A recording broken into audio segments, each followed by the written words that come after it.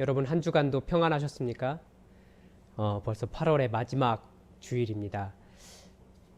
코로나 바이러스 사태 때문에 계속해서 사회적 거리두기가 진행되어서 비대면으로 예배를 드리게 되지만 그래도 여러분이 있는 그곳에서 주의 말씀에 깊이 집중하시고 여러분이 계시는 그곳이 거룩하신 하나님을 예배하는 그 어떤 곳보다도 소중하고 거룩한 예배의 처소가 되기를, 거룩한 성소가 되기를 주님의 이름으로 축복합니다.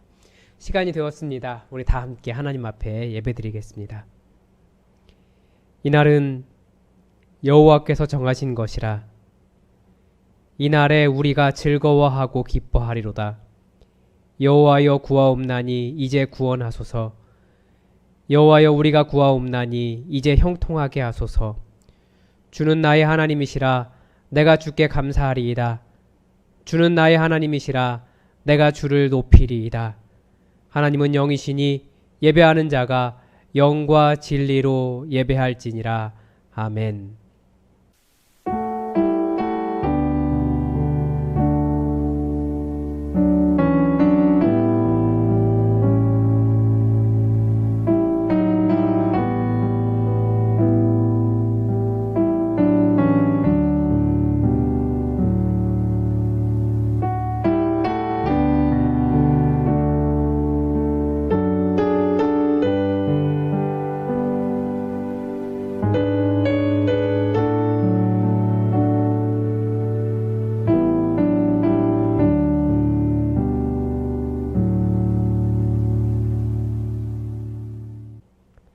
사랑이 풍성하신 하나님, 지난 한 주간도 연약한 우리를 돌봐주시며 환난 날에 주님의 초막 속에 비밀히 지켜주시고 생명과 건강과 사업과 가정을 능력의 팔로 보호하여 주신 은혜에 감사를 드립니다. 오늘은 주님께서 우리에게 복을 주시려고 거룩하게 구별하신 주일이기에 저희들이 세상에 분주한 일들을 모두 내려놓고 겸손한 마음과 정결한 심령으로 아버지 앞에 나와 하나님께 예배드립니다. 성령님, 우리가 처한 이곳에 오셔서 예배하는 우리의 몸과 마음을 온전히 주장하여 주시고 오직 성삼위 하나님께만 찬양과 경배와 영광을 돌리게 하여 주옵소서. 예수님의 이름으로 기원하옵나이다. 아멘. 다 함께 자리에서 일어나셔서 찬송가 29장 1절로 찬양받기 합당하신 하나님께 경배드리겠습니다.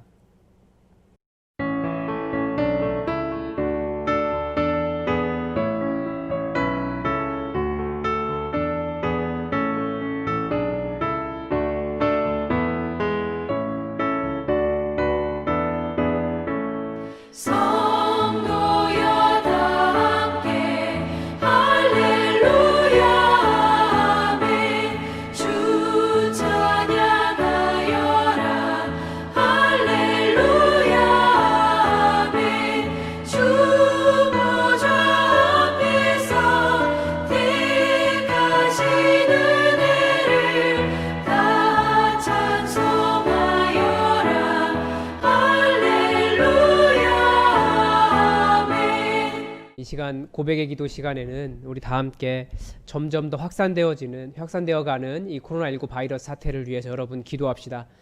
바이러스가 더 이상 확산되지 않고 우리가 서로의 거리를 잘 지키며 그래서 이 바이러스 사태가 속히 종식될 수 있도록 여러분 기도해 주시기 바랍니다. 안타까운 것은 이 재확산의 문제 한가운데 교회가 있어서 세상 사람들이 교회를 싫어하는 상황이 되었습니다. 교회가 다시 세상의 신뢰를 얻도록, 세상에 필요한 존재인 것을 사람들이 알도록, 그리고 반사회적인 성향을 가진 교회들이 돌아와서 정말 하나님의 나라를 위해서 교회를 위한 생각들을 할 수 있게 해달라고, 사회적인 신뢰가 회복될 수 있게 해달라고, 더 이상 교회로 인해서 코로나 바이러스가 확산되지 않게 해달라고 우리 다 함께 간절한 마음으로 기도하겠습니다.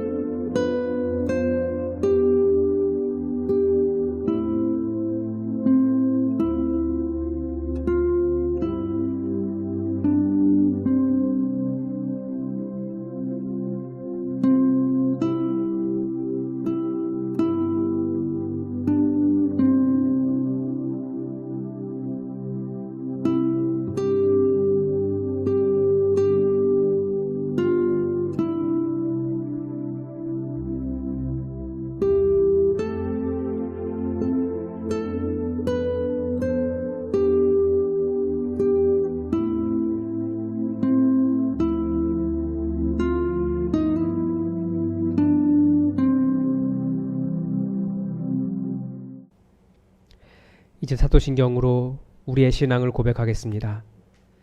나는 전능하신 아버지 하나님, 천지의 창조주를 믿습니다.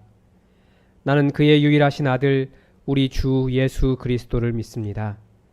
그는 성령으로 잉태되어 동정녀 마리아에게서 나시고 본디오 빌라도에게 고난을 받아 십자가에 못 박혀 죽으시고 장사된 지 사흘 만에 죽은 자 가운데서 다시 살아나셨으며 하늘에 오르시어 전능하신 아버지 하나님 우편에 앉아 계시다가 거기로부터 살아있는 자와 죽은 자를 심판하러 오십니다.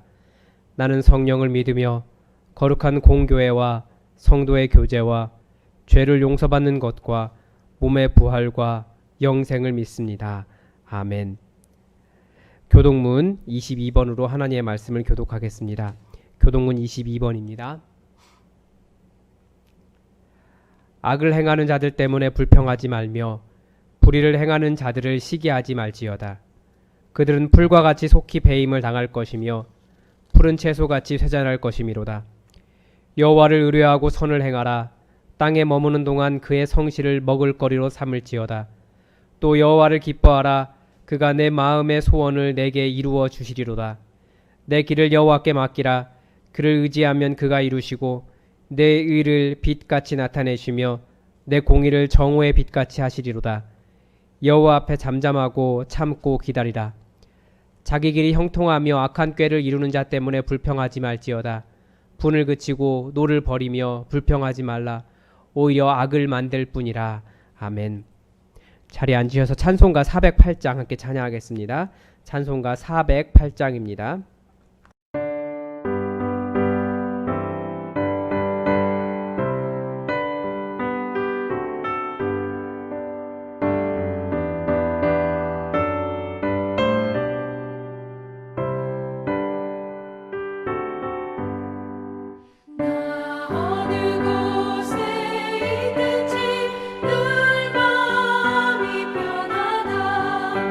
주 예수 주신 별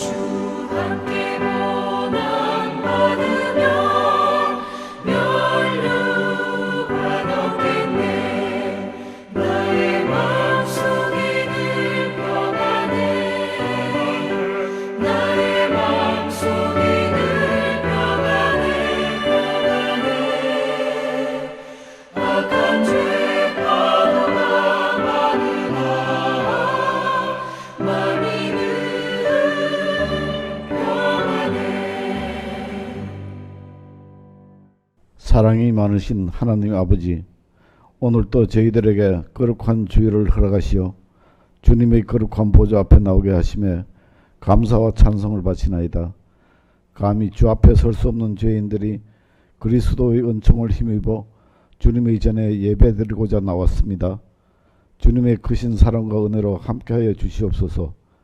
거룩하신 하나님 아버지, 지난 주간도 거듭 되풀이되는 죄악된 습관을 버리지 못하고 매일을 거짓과 탐욕의 굴레에서 벗어나지 못한 삶을 살아왔습니다. 아무리 세상 삶에서 벗어나 보려 애를 써보지만 무엇이 그리 얽힌 게 많은지 헤쳐나오지 못하고 있습니다. 부족한 것 없이 채워주시고 지켜주심에도 주님의 사랑에 감사할 줄도 모르고 매일 투정부리며 살고 있습니다.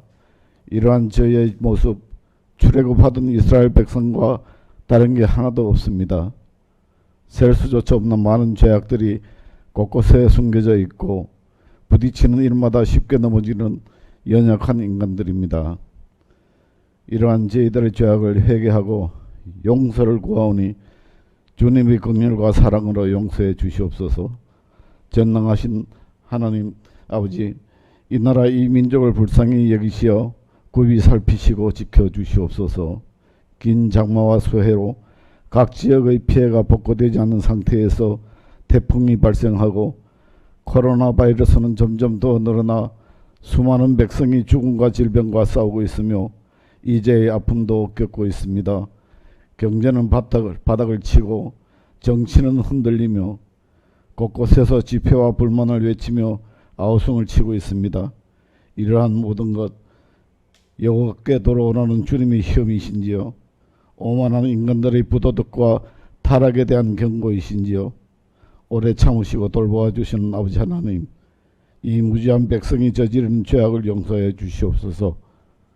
창조주 하나님은 이 모든 혼란과 아픔을 회복시키시고 치유케 하시는 권능을 가지고 계십니다. 이러한 우리들의 기도를 들으시고 주님 뜻으로 치유하시며 회복케 하시어 저희들이 행하여 나갈 길을 밝혀 주시옵소서. 죄에서 있음 받기를 원하시는 하나님, 시대가 약해질수록 자신만을 생각하는 이기적 사고에서 벗어나 너그러움을 베풀며 주님 손길을 기다리는 이웃을 위해 수고하는 기쁨도 함께 나누는 주님의 자녀들 되게 하소서. 주님 섬기는 자마다 맡은 바 직분을 소홀히 여기지 않게 하시고 그리스도의 제자로서 사명을 감당하게 하시옵소서. 장마로나 코로나로 여러 가지 사유로 오랫동안 교회에 나오지 못하여 예배와 교제를 나누지 못하므로 우리들의 믿음이 나태해지거나 무기력해지지는 않았는지요. 다시금 믿음의 전신갑주로 무장하여 저희들의 믿음이 더욱 강건해지도록 아버지 하나님 도와주시옵소서. 주님 뜻으로 세우신 예수 품안교회가 그리스도의 말씀을 삶으로 써가며 아픔과 사랑을 함께 나누는 아름다운 교회로 부흥발전하여 나갈 수 있도록 인도해 주시옵소서. 주님 권세 있는 말씀을 전하시는 최출교 목사님의 건강을 허락하시고 강건하고 참된 진리의 말씀을 전할 수 있게 주님 능력의 오른손으로 붙들어 주시옵소서.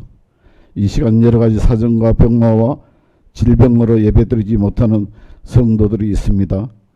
주님의 따뜻한 사랑의 손길로 그들을 축복하시고 치유케 하시며 회복되는 은혜를 베풀어 주시옵소서. 수능을 위해 열심히 공부하는 자녀와 헌신하는 부모들 또한 그들이 목표를 이룰 수 있게 건강과 열심을 지켜 주시옵소서. 참사랑이신 우리 주 예수 그리스도 이름으로 기도드리옵니다. 아멘.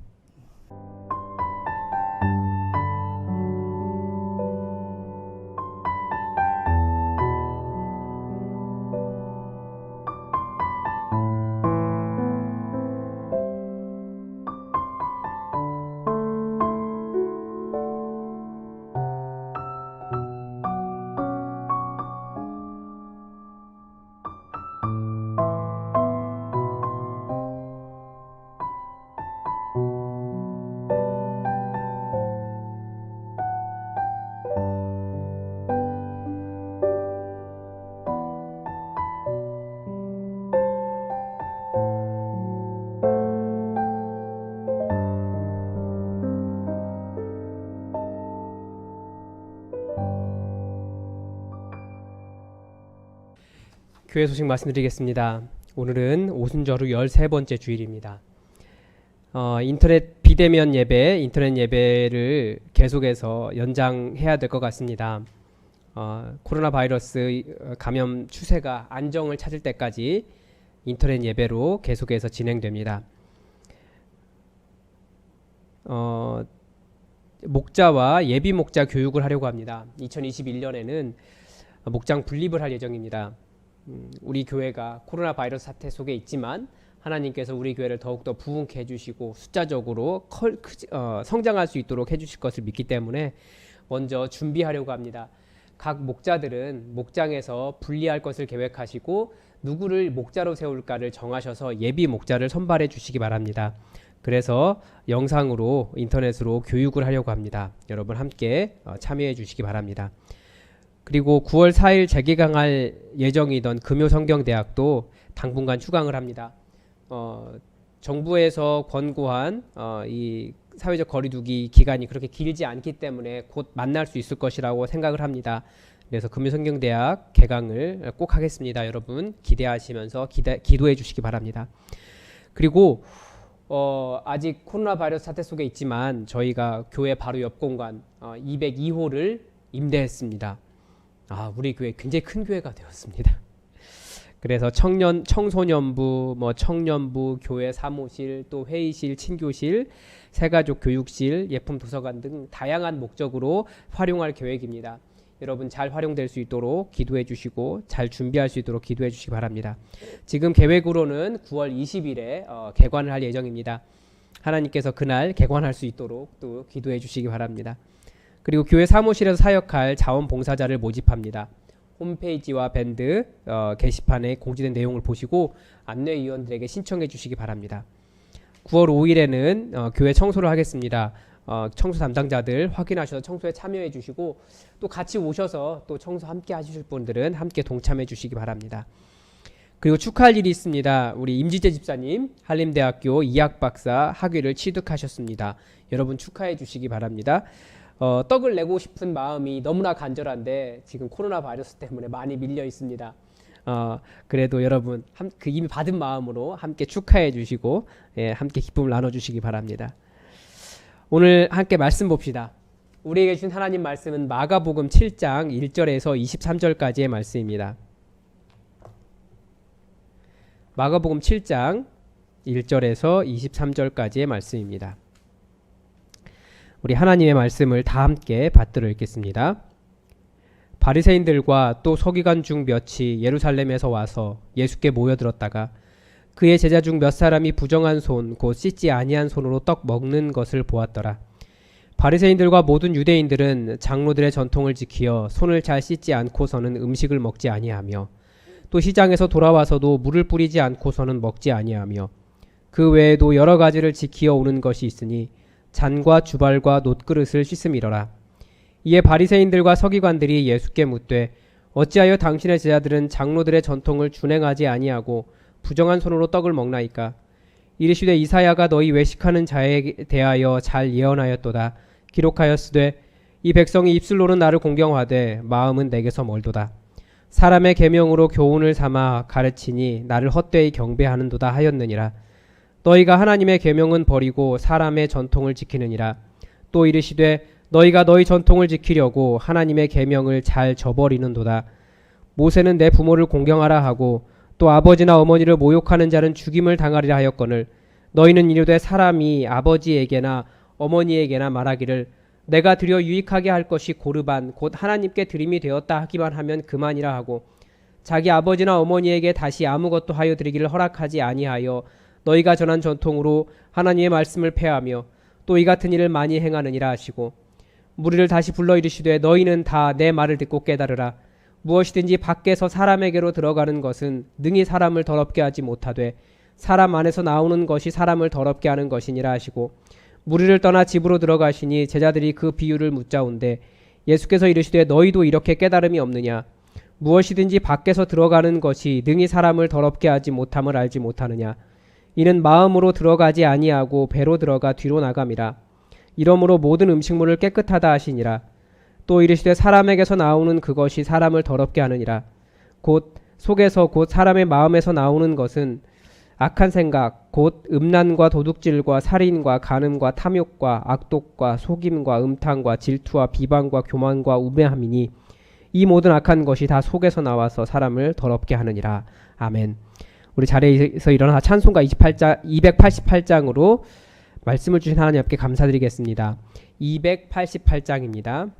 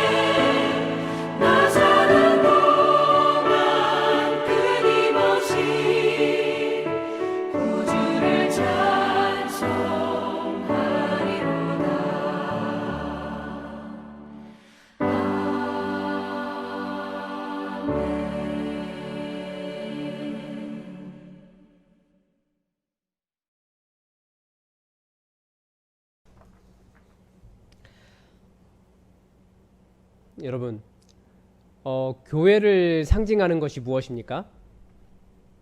즉 사람들이 무엇을 보면 아 교회구나 라고 생각을 합니까?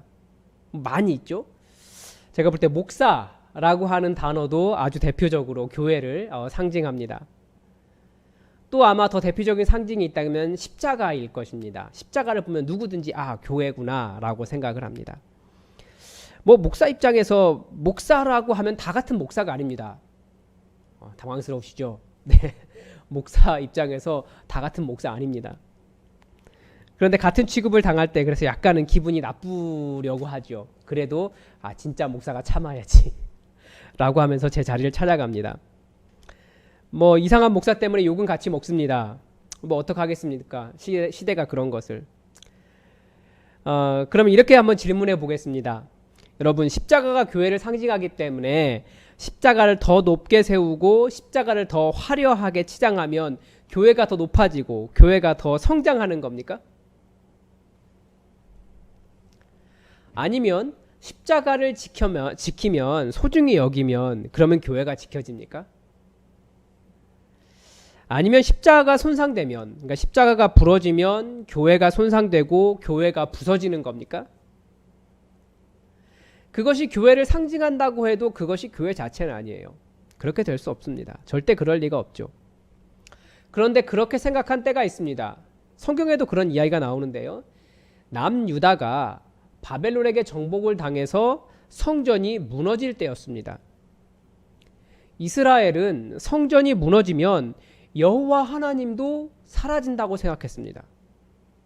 지금 새벽마다 제1이사야서를 살펴보고 있는데 남유다를 공격했던 아수르의 랍사게도 그런 비슷한 말을 합니다.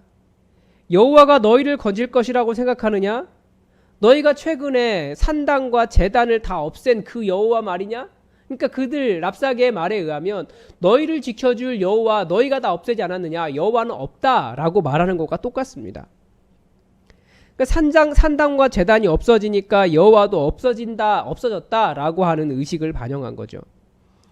그런데 여호와가 산당이나 제단이나 성전이나 이런 것과 동일합니까? 그것들이 없어지면 여호와 하나님도 사라지는 겁니까? 전혀 그렇지 않죠. 구약 성경도 처음에 성전을 지어놓고 한 말이 뭐냐면 하늘이라도 여호와 하나님을 감당할 수 없는데 어떻게 하물며 하나님 만드신 이 땅 위에 있는 이 작은 성전이겠습니까? 라고 하는 말을 해요. 그러니까 이 땅에 있는 어떤 공간도 여호와 하나님을 담아낼 수 없다라고 이야기하는 겁니다. 그런데 나중에 남유다가 무너질 때쯤 남유다 사람들은 예루살렘 성전이 무너지면서 여호와가 전쟁에서 패배했고 여호와 하나님이 자신들을 버리셨고 여호와라는 신도 없어졌다라고 생각을 했었습니다.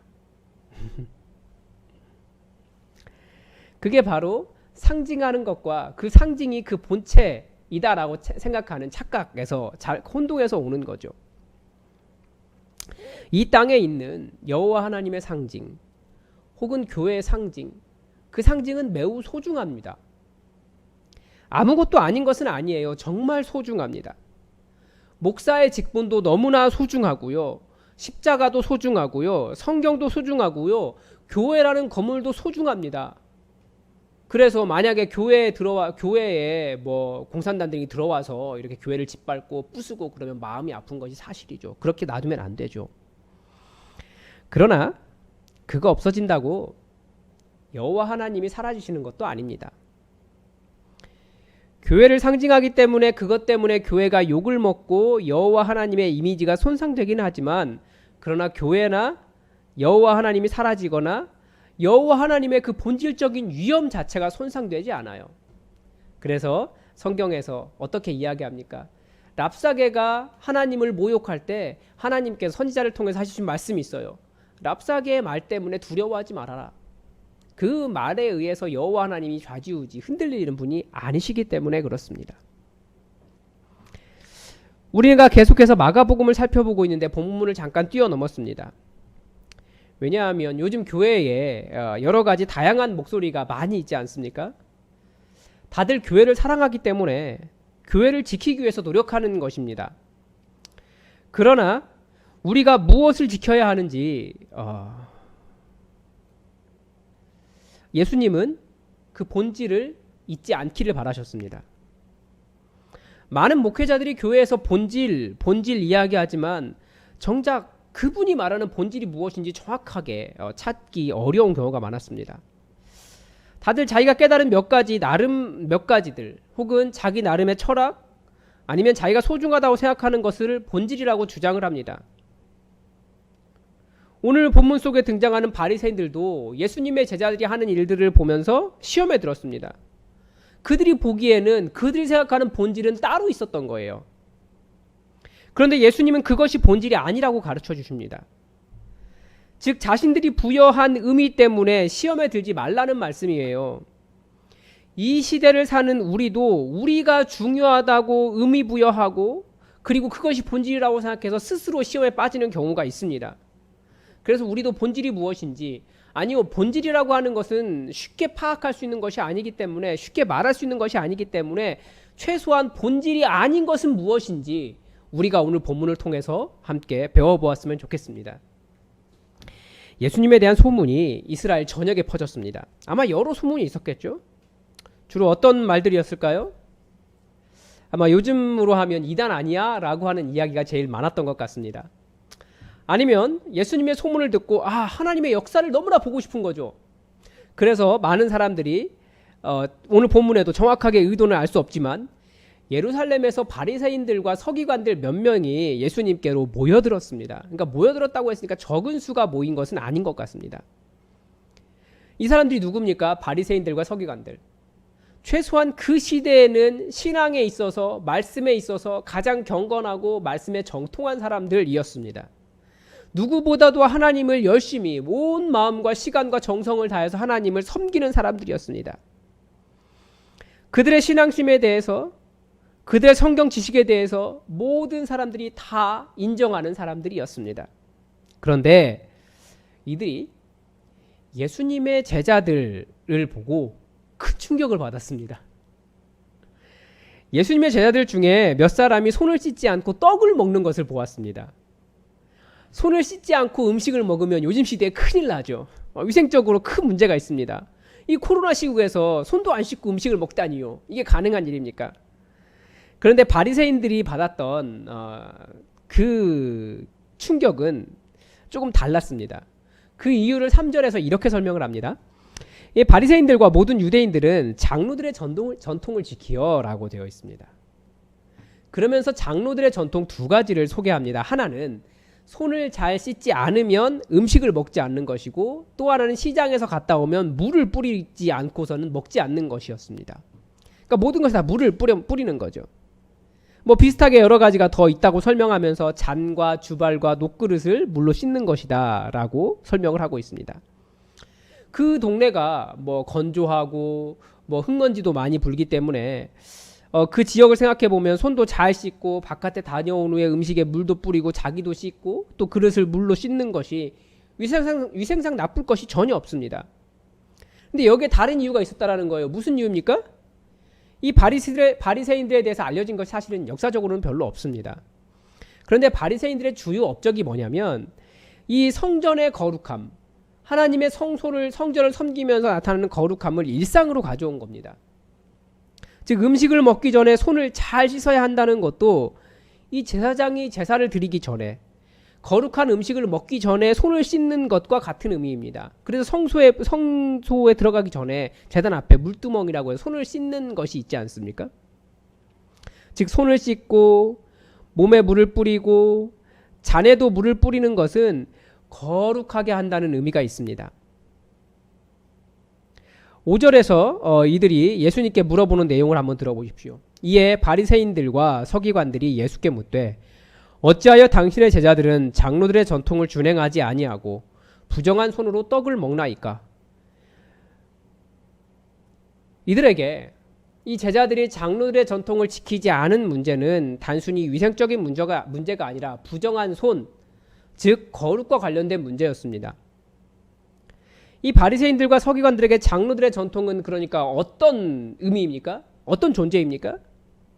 이 그들에게 장로들의 전통은 반드시 지켜야 할 신앙의 모습이었습니다. 그러니까 그거 깨지니까 견딜 수 없어서 예수님께 왜 당신의 제자들은 이것을 지키지 않습니까? 라고 하면서 당당하게 예수님께 항의할 정도가 된 겁니다. 그런데 예수님은 이 문제를 통해서 바리새인들의 외식, 그들의 신앙의 모순을 지적하십니다.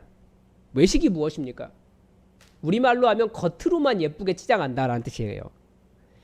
헬라어로는 그러한 채 하는 사람 혹은 연기자라는 뜻을 가지고 있습니다. 이것이 오늘날에는 위선이라고 하는 단어가 되었습니다. 예수님께서 규정하신 그들의 위선은 무엇입니까? 입술로는 하나님을 공경하지만, 그러니까 입에는 계속해서 여호와 하나님을 이야기해요. 그런데 결국은 마음은 하나님에게서 먼 것입니다. 하나님의 말씀이 있는데 사람의 계명을 하나님의 말씀처럼 가르치는 것입니다. 우리가 로만 카톨릭이나 이단을 경계할 때 그들은 성경 이외에도 하나님의 말씀처럼 여기는 교황의 교지나 이단 대표의 어떤 경전 같은 것이 있다라고 비판하잖아요. 그것과 똑같습니다. 그러나 너희가 하나님의 계명을 버리고 사람의 전통을 지키느니라.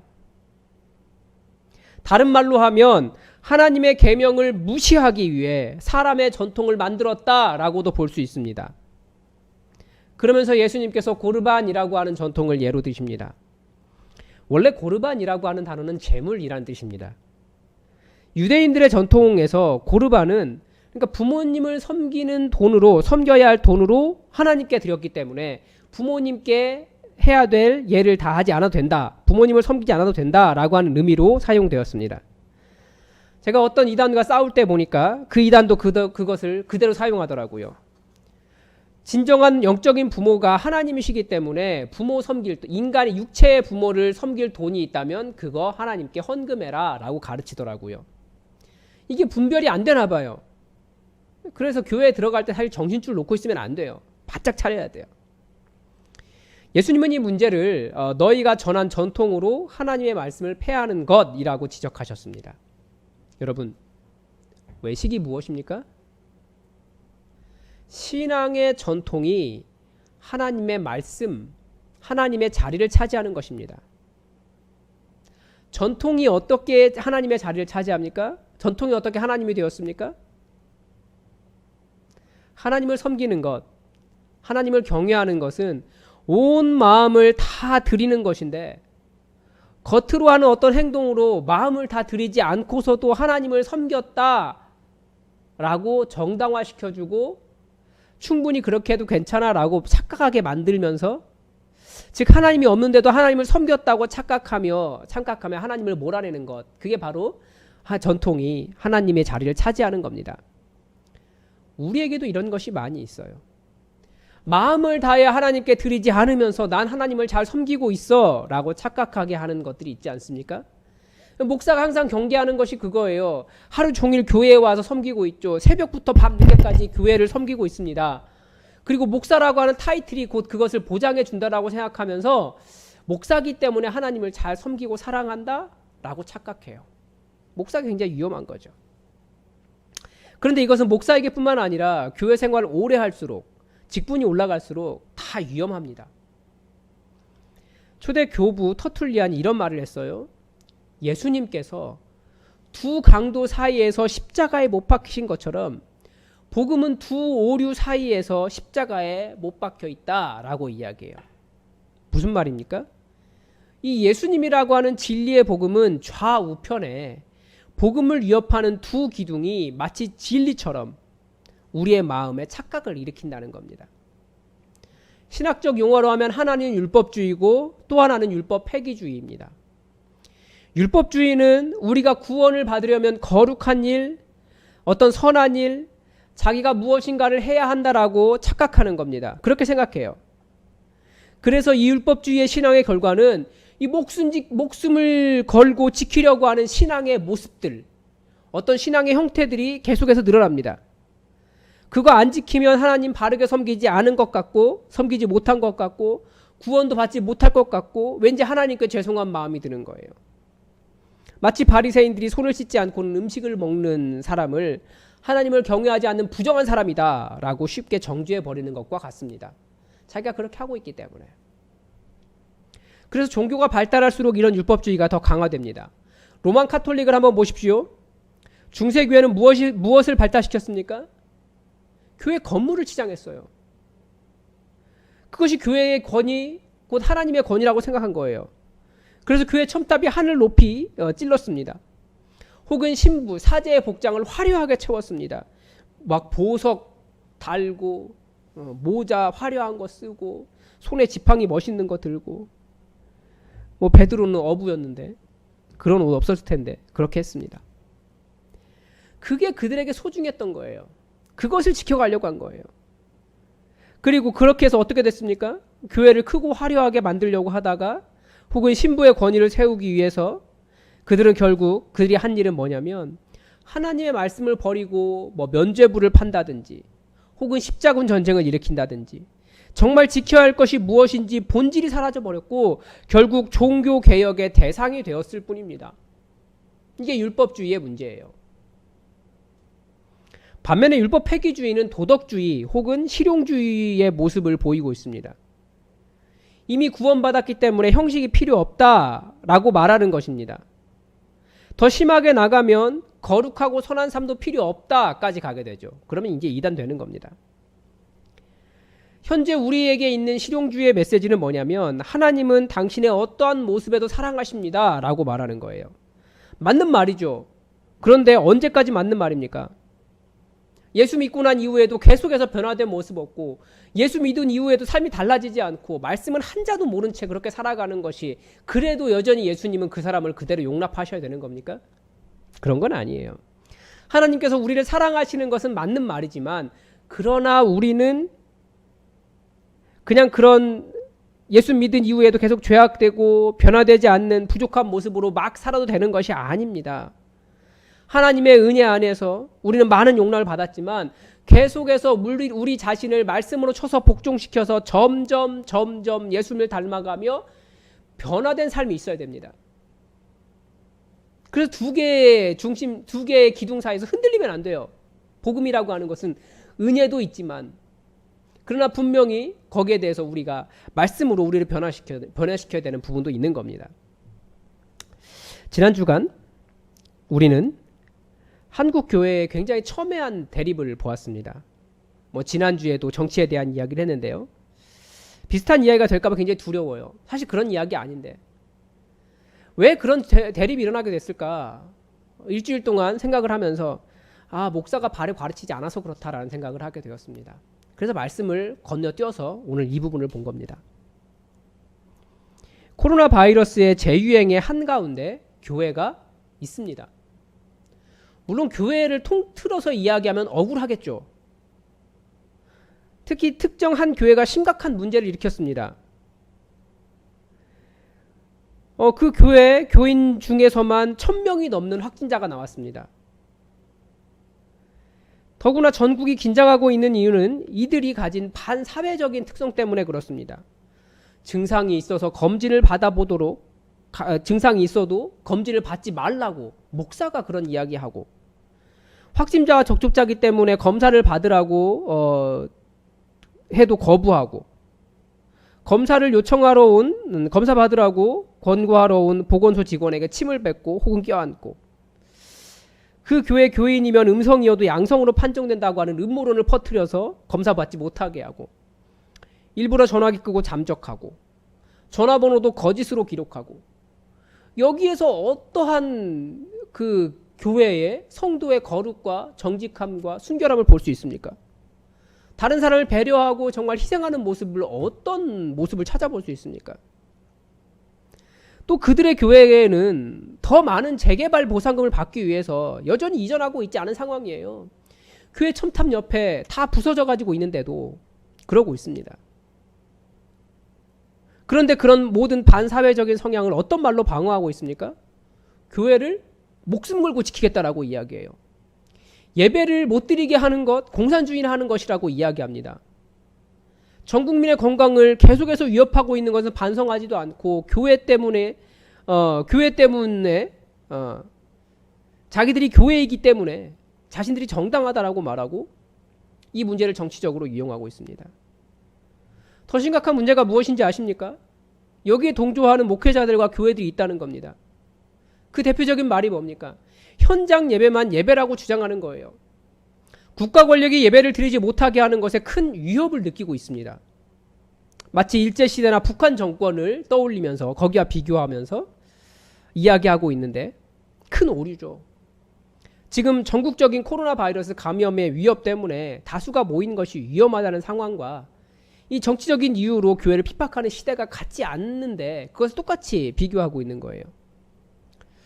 어제 목회 데이터 연구소라고 하는 곳에서 재밌는 기독교 통계 하나가 나왔습니다. 코로나19 이후 개신 교인을 보는 일반 국민의 시선에 대한 시선이라는 제목이었습니다. 국민들은 기독교인을 어떻게 볼까요? 다른 종교에 대해서는 그렇지 않은데 개신교에 대해서만 굉장히 뼈아픈 단어들이 올라와 있었습니다. 거리를 두고 싶은, 사기꾼 같은, 이중적인, 사기꾼 같은, 배려 없는, 비윤리적인, 독단적인, 좋지 않은 단어들이죠. 뭐 물론 그런 것 때문에 흔들리면 진짜 교회가 아니기도 하겠지만, 그런데 분명히 우리가 깊이 들어야 할 사람들의 목소리가 여기에 있는 겁니다. 사실 우리도 알아요. 그리스도인들도 왜 그런지 알아요. 이 모습이 우리도 우리 스스로에게 말해주고 싶은 모습이라는 거예요. 지금 상황이. 국민들이 방역 수칙을 지키면서 힘겹게 살아가는데 교회라는 조직은 정부 정책에 따르지 않고 자기들만 생각하고, 그러다 집단 감염의 근원지가 되고도 역으로 방역 책임을 물어 정부를 고소하는 집단으로, 비상식적인 집단으로 인식되고 있는 겁니다. 심지어 그런 주장도 있더라고요.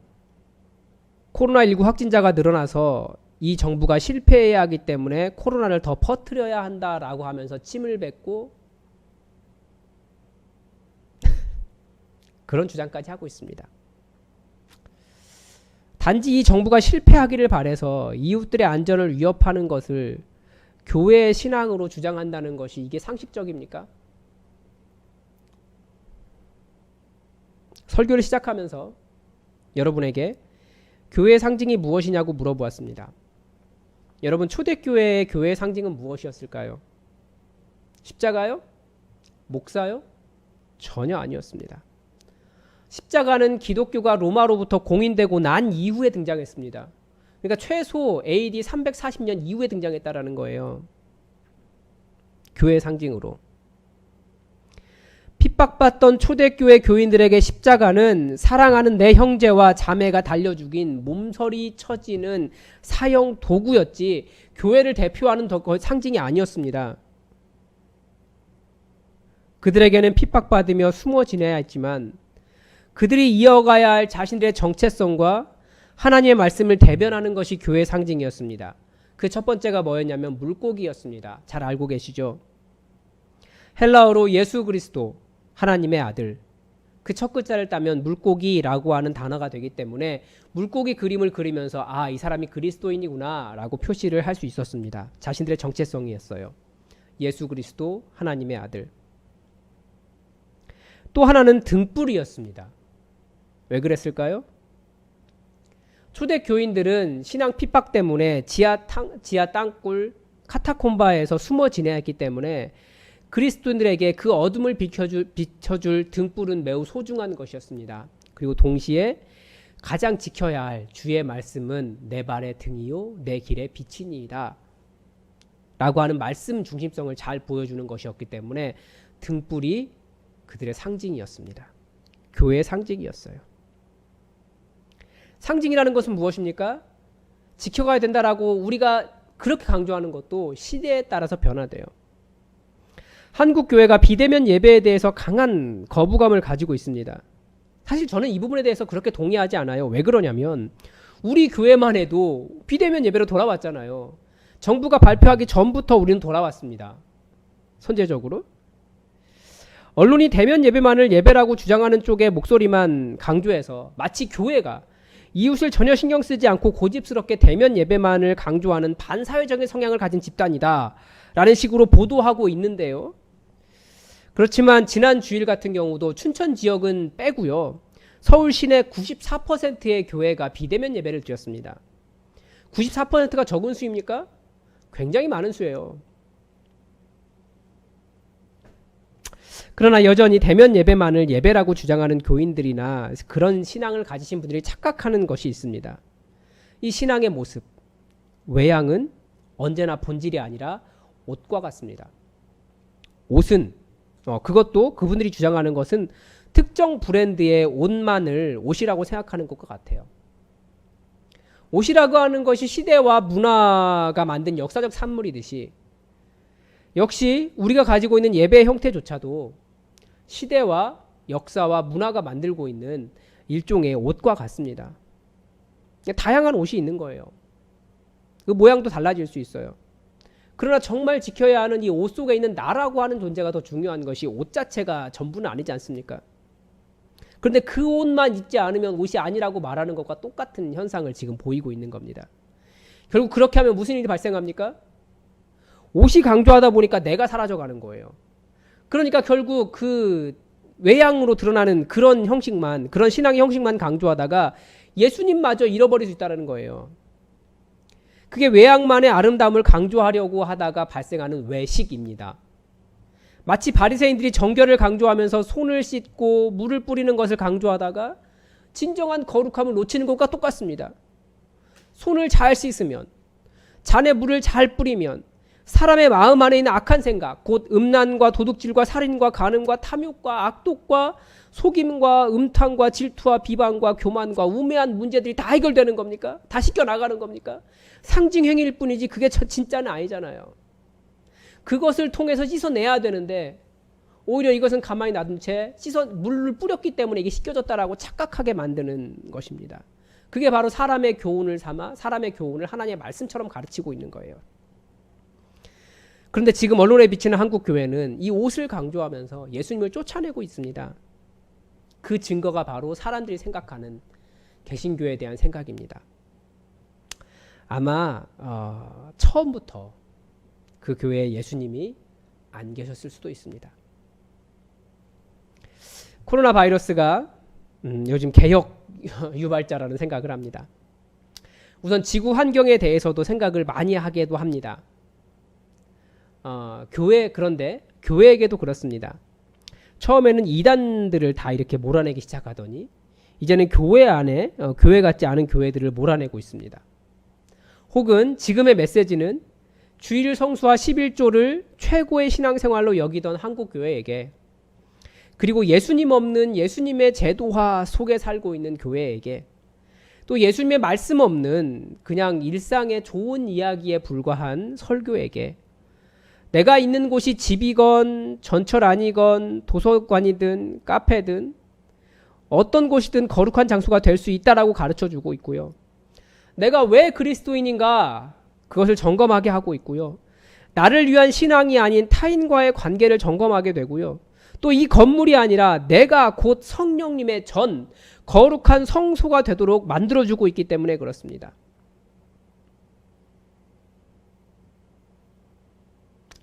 물론 비대면 예배로 돌아가면 교회 지도자로서 걱정이 되는 것이 있어요. 교인 수가 줄어들까봐 굉장히 큰 걱정이 됩니다. 교회 재정이 줄어들까봐 걱정이 됩니다. 사실 걱정이라기보다 우리 교회는 워낙 잘 되고 있어서 절대 그런 일이 일어나지 않을 것이라는 확고한 믿음이 있습니다. 그리고 이 코로나 바이러스로 인해서 비대면 사회가 점점 더 길어질 것이라는 생각을 합니다. 혹은 어떻게 해야 성도들의 신앙을 계속해서 유지할 수 있도록 그런 자료들을 제시할 수 있을까, 제공할 수 있을까 고민이 됩니다. 그리고 어떻게 공동체를 세워나가야 될까 고민이 됩니다. 그리고 이 코로나 바이러스 사태로 인해서 우리가 걱정하는 교회 안의 비대면보다 교회와 세상의 비대면이 더 길어질 것 같다는 걱정도 많이 듭니다. 이제는 초등학생들도 교회를 혐오하기 시작했습니다. 그러면 최소한 초등학교 시대 그 세대까지도 그렇게 갈 수 있습니다.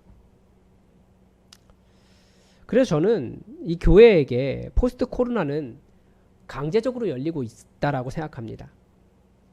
어떤 기존에 해왔던 외적인 어떤 행사를 통한 부흥이 아니라 말씀과 예수님과의 관계를 더 깊게 해서 이 개인의 영성을 깊게 하고 다수의 바리새인이 아닌 소수의 제자가 되어야 하는 시대를 열고 있습니다. 여러분, 코로나 바이러스 사태 속에서 우리 신앙을 한번 돌아보십시오. 여러분은 무엇 때문에 그리스도인이십니까? 잠깐 대면 예배를 드리지 못할 때에도 여러분은 여전히 그리스도인입니다. 여러분이 신앙을 유지하는 것이 아니라 예수님이 여러분을 붙잡고 계시기 때문입니다. 잠깐 성도들이 서로 얼굴을 대하지 못해도 우리는 한 공동체입니다. 무엇 때문입니까? 우리를 하나 되게 하는 것은 프로그램이나 대면이 아니라 성령님이시기 때문입니다. 또 우리에게는 하나님의 말씀이 있습니다. 더욱 주의 말씀으로 들어가십시오. 제자라면 예수님이 무슨 말씀하셨는지, 제자들에게 무엇을 가르치셨는지 그 가르침을 따라야 하지 않겠습니까? 그 가르침을 따르지도 않으면서 그리스도인이라는 타이틀을 합리화해 주니까 그런 목사와 그런 교회가 한국 교회의 목사와 교회를 대표하는 이상한 일이 일어나고 있지 않습니까?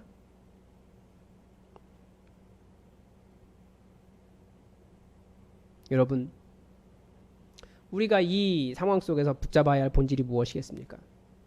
겉에 드러나는 무슨 일이 아니에요. 바로 말씀과 예수님과의 관계예요. 초대교회의 신앙의 순교를 보여주었던 요한계시록의 순교한 성도들의 말이 그렇습니다. 하나님의 말씀과 예수 그리스도라는 복음을 지켜가기 위해 그들은 목숨을 잃었습니다. 건물, 혹은 예배 형식, 혹은 우리의 타이틀, 그렇게 중요하지 않습니다. 옷처럼 갈아입고 시간이 지나면 헤어지는 것을 본질로 붙잡고 거기에 목숨 걸지 마십시오. 어떻게든지 예수님의 말씀 단 한 구절이라도 살아내어서 예수님 다시 오시는 그날에 저는 이 말씀 때문에 주님의 제자였습니다 라고 말할 수 있는 성도가 되어야 됩니다. 그것 없이 겉으로 헤어질 것, 바뀔 것, 이런 것에 목숨 걸지 마십시오. 심지어 우리가 드리고 있는 예배 형식도 마찬가지입니다. 우리는 목장 예배를 더 강조하고 싶어요. 저는 그게 더 공동체에 가깝기 때문에, 진짜 교회에 가깝기 때문에. 우리 주의 말씀 때문에 주님의 제자입니다. 또 예수님의 복음 때문에 그리스도인입니다. 예수님 오시는 그날 우리가 이 헤어질 옷 때문에 이거 붙잡고 저 그리스도인이었죠 라고 고백하는 사람들이 아니라 주의 말씀과 주님과의 깊은 관계 때문에 저 주님의 제자였습니다. 그렇게 고백하며 주님 맞이할 수 있는 여러분 되시길 바랍니다. 기도하겠습니다. 하나님, 지난 주간 한국 교회에 있었던 본질이 무엇인가에 대한, 정말 우리가 목숨을 걸고 지켜야 하는 본질이 무엇인가에 대한 혼란의 문제를 가지고 잠깐 말씀을 나누었습니다. 하나님, 옷처럼 헤어져 버릴 헛된 것을 붙잡고 그것이 신앙의 본질인 양 사회와 대립하며 정말 지켜야 할 것, 우리가 성도들 또한 이웃을 섬겨야 할 것을 바르게 섬기지 못하고 사랑하지 못하고 지켜내지 못했던 것을 반성합니다. 하나님, 이것이 우리는 비대면 예배로 돌아가며 이웃을 배려했다라고 말하지만 한국 교회에 여전히 많은 오해들이 있사오니 하나님 우리를 바로잡아 주시고 주의 말씀 한 구절이라도 더욱더 살아내며 어찌하든지 예수님을 닮아가는 우리의 모습이 되게 하여 주시옵소서. 물론 예배도 소중하고 교회 건물도 소중하며 우리의 모양도 소중합니다. 그러나 더 소중한 것이 무엇인지 우리가 더욱더 판단할 수 있도록 도와주시고 우리 안에 진정한 거룩이 이루어지도록, 진정한 말씀을 삶으로 써가는 삶이 이루어지도록 우리를 주의 성령으로 붙잡아 주시옵소서.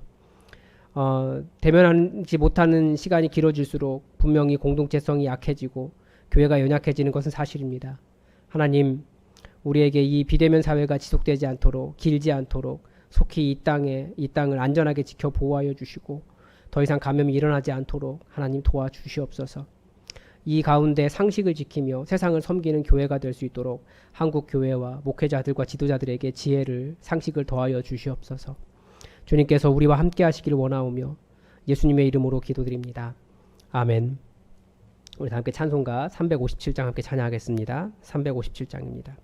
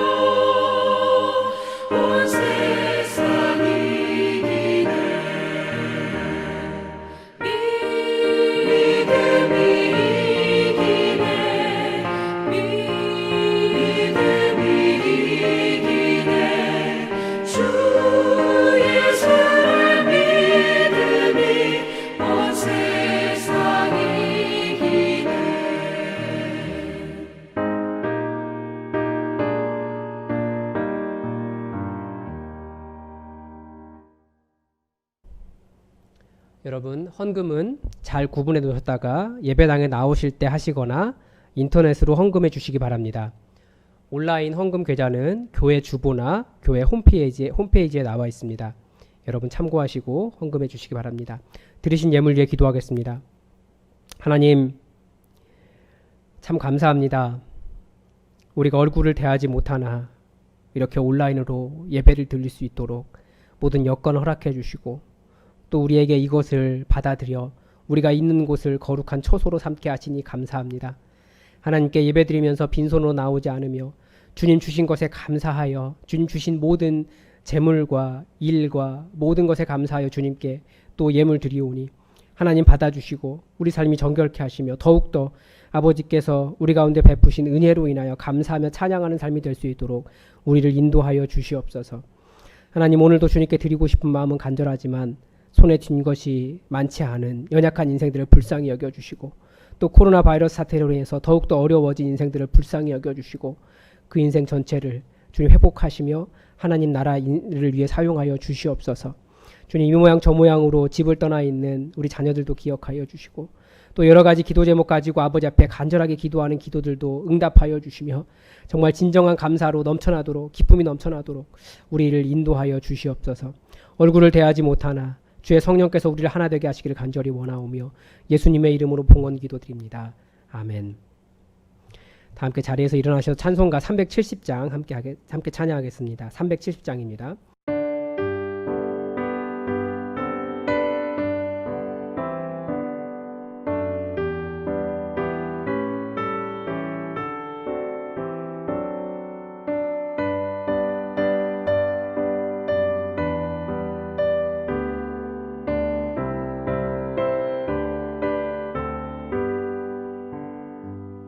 주 안에 있는 나에게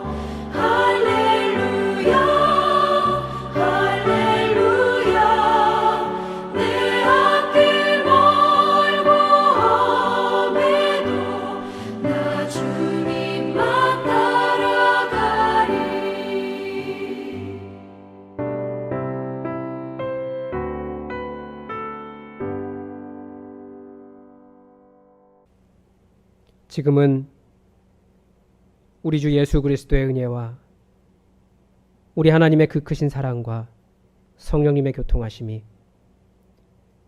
주님 부르신 부르심이 무엇인지 깨닫고 주의 말씀을 붙잡으며 예수 그리스도의 복음 가운데 온전하게 뿌리박아 진정한 제자의 삶을 살아갈 고개 숙인 모든 주님의 백성들 머리 위에 어느 곳에 있든지 그 있는 곳을 거룩한 처소로 삼아 하나님을 예배하는 주의 사랑하는 제자들 머리 위에 또 앞으로 살아갈 이 코로나 바이러스의 연약한 인생 위에 지금부터 영원히 함께 하시기를 간절히 축원하옵나이다. 아멘.